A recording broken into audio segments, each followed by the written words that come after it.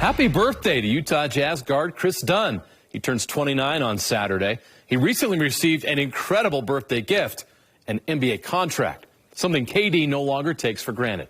I sat down with Kris for an exclusive interview about his journey back to the NBA, from top 5 pick to the G League, and now back with the Jazz in a place he hopes to call home for a long time. First thing I wanted to ask you and start with was the opportunity. Yeah. You're going to be here for the rest of the season now, potentially beyond.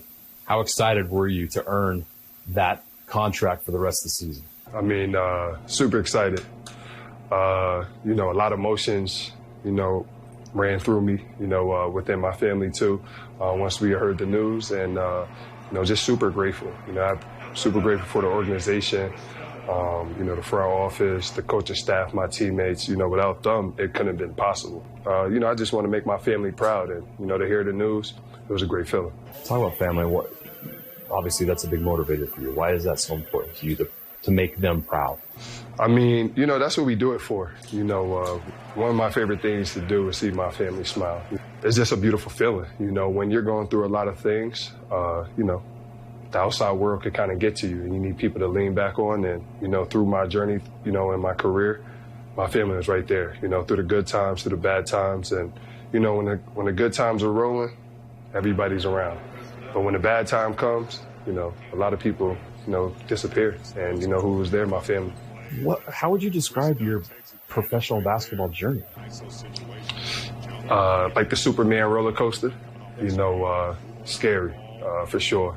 Definitely being a top 5 pick, you have a lot of expectations on you. And right off the bat, it didn't go well. My journey in Minnesota, then getting traded to Chicago. I was with Lowry in Chicago, so, we had experiences of our own there, and, had some good times, some bad times there. And then, a lot of it wasn't just basketball. I went through a lot of injuries in my career, and, it was a tough feeling.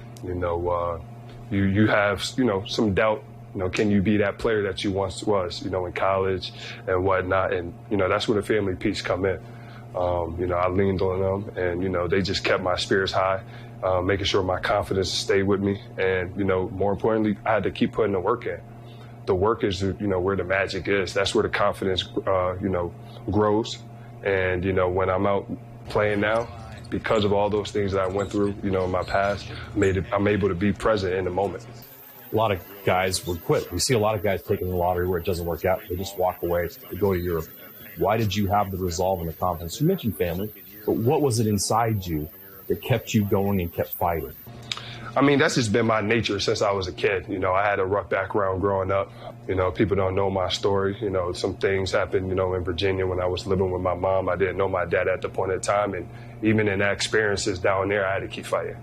But more importantly, I have a son, and failure is one thing I'm not going to teach him. It's okay to fail, but we're not going to let failure be an embarrassment to you. When you put the work in and you do the right things, and, you do right by people, and you be a good person each and every day, I mean, the storm is going to go away. The sun is eventually going to shine, and that's what people have to understand. And more importantly, like you said, there's a lot of guys who've been, lottery picks, and, they had that expectation. And, when things haven't gone well, sometimes the expectation gets a hold of them, and they're not able to handle that. Well, I want to change that narrative. It's okay. Everybody have a different journey coming in, and with my journey, I want to show people that no matter what, if you keep fighting, keep putting in the work, and good things going to happen. And my story is still being written. Some of the biggest egos on this planet are in this league. Yeah. So for you to humble yourself and say, I need to do this, this, and this to get better, how did you reach that humility? And then what did you identify as the things that you needed to do to stay in the league and become a better professional basketball player? Well, you have to understand the NBA is going to teach you. There's so much talent coming in.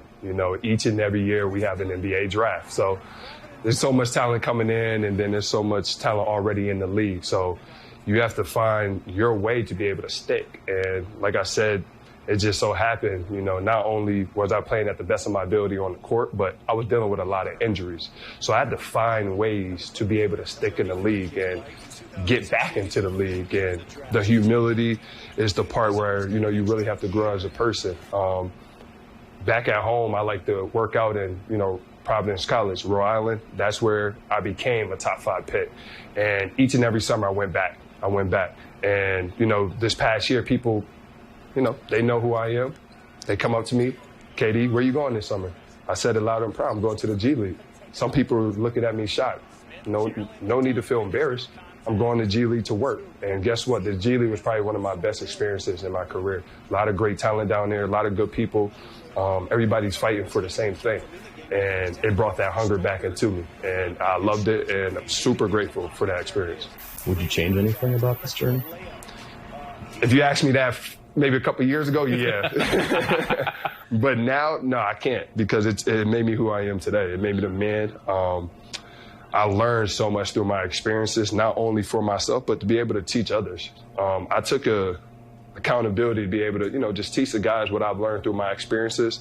And then more importantly, like I said, I got a son at home. And through these experiences, he's going to have some of his own. And, I could be able to teach him how to, navigate through some of that.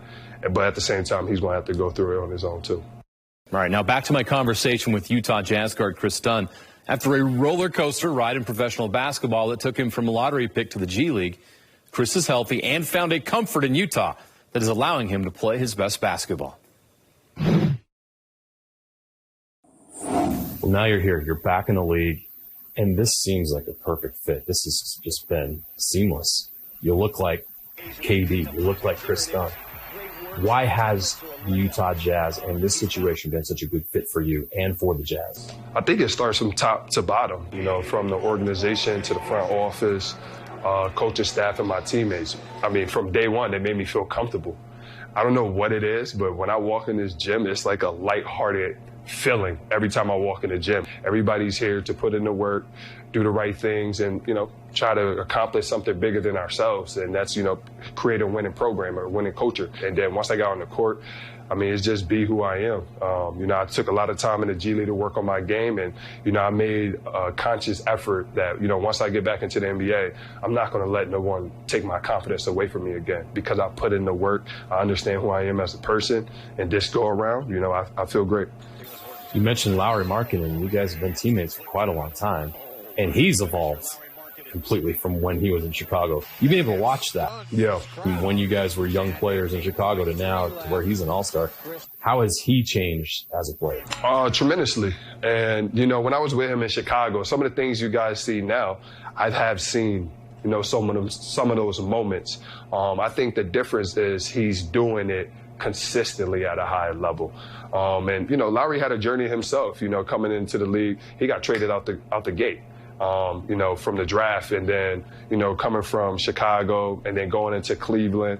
In Chicago, he was one of our main players. And to be able, as a young player, to get traded to Cleveland when you're not becoming the main player in Cleveland, that's a different journey he had to go through. And then coming to Utah, like I said, they brought that comfortability out of him. They gave him the confidence, the trust. And, he's been playing tremendously. And him being an all-star this year is no surprise to me. And I don't think it's a surprise to him because, the work that he put in. And then more importantly, I think what's bigger than the work is the person, who he is inside. And he's a great person. Each and every day he comes in with a great energy about him. He put the work in. He wants to lead. And, I think he's doing a phenomenal job. Now that you're here, you're part of this organization. You guys are developing a chemistry. Obviously, there's a lot in flux here. There's a lot of change that can take place. But what is it about being here, seeing that this organization is building, makes you want to be a part of it and has you excited about what the future could be here? Just the team, the coaching staff, the front office, they want to win, and they want to do it the right way. They want to bring in a lot of good players and people that compete, people that play the right way. And, who doesn't want to be in an organization like that? And then more importantly, the talent that we have now. There's a lot of great players out there. Each and every game, someone can go off. Someone can do something special. And, no one has an ego. No one, why I'm not getting this shot. Everybody wants to achieve one thing, and that's to win and do it the right way. And I want to say it's a dream come true to be able to be in an organization like that, but it feels great to be in a situation where, we're doing the right things. And, when you do the right things, good things happen.